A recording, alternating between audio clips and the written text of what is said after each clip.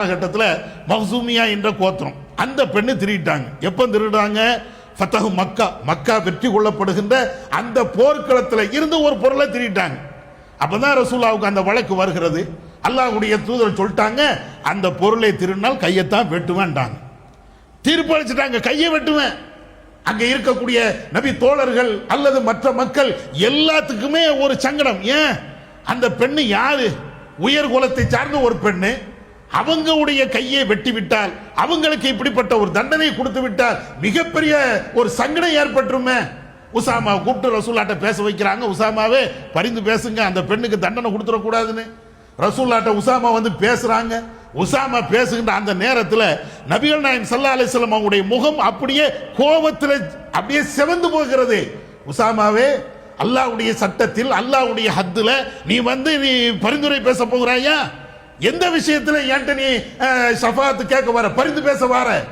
ரசூலுல்லாஹ் இப்படி கடுமையா பேசின உடனே உசாமா பயந்து போய், அல்லாஹ்வின் தூதரே தப்பாக பேசிட்டேன், எனக்காக வேண்டிய அல்லாஹ்விடத்தில் நீங்க பாவ மன்னிப்பு தேடுங்க அப்படின்னு சொன்ன உடனே நபிகள் நாயகம் ஸல்லல்லாஹு அலைஹி வஸல்லம் அவங்க வீட்டில் இந்த சம்பவம் நடக்குது.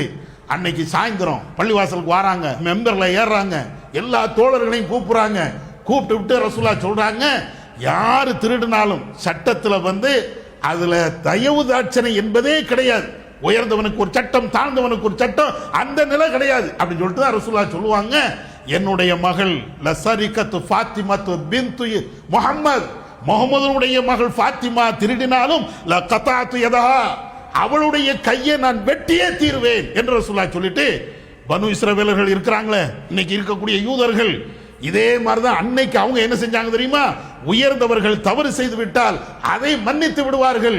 ஏழைகள், வழி இல்லாதவர்கள் அவங்க தவறு செய்து விட்டால் அவர்களுக்கு தண்டனை கொடுப்பார்கள். இதனால தான் அவர்கள் அழிந்து போனதற்கு காரணம்.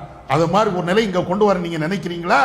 சட்டத்திற்கு முன்னால் அனைவரும் சமம் என்று ரசூலுல்லாஹ் சொல்லிட்டு கடைசியாக அந்த பெண்ணுடைய கையை வெட்டினாங்க. சொல்லிட்டு வெட்டினாங்க. திருடினால் அதற்கு தண்டனை கையை வெட்டுவது.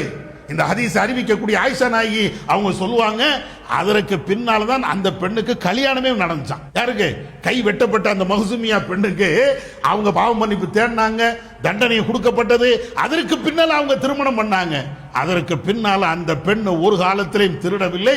என்னுடைய வீட்டுக்கு அந்த பெண்ணு வருவாங்க, அவங்களுக்கு ஏதாவது தேவை என்றால் ரசூலுல்லாஹ்ட்ட சொல்லி நான் வாங்கி கொடுப்பேன். ஆயிஷா நாயகி அறிவிக்கிறாங்க. இதுல நியாயம், இதுல நீதி.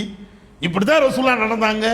இப்படி இருந்தால் இந்த உலகத்தில் ஏதாவது தவறுகள் நடக்குமா? கொலைகள் நடக்குமா? பொருளாதாரத்துக்கு ஏதாவது இடையூறு ஏற்படுமா?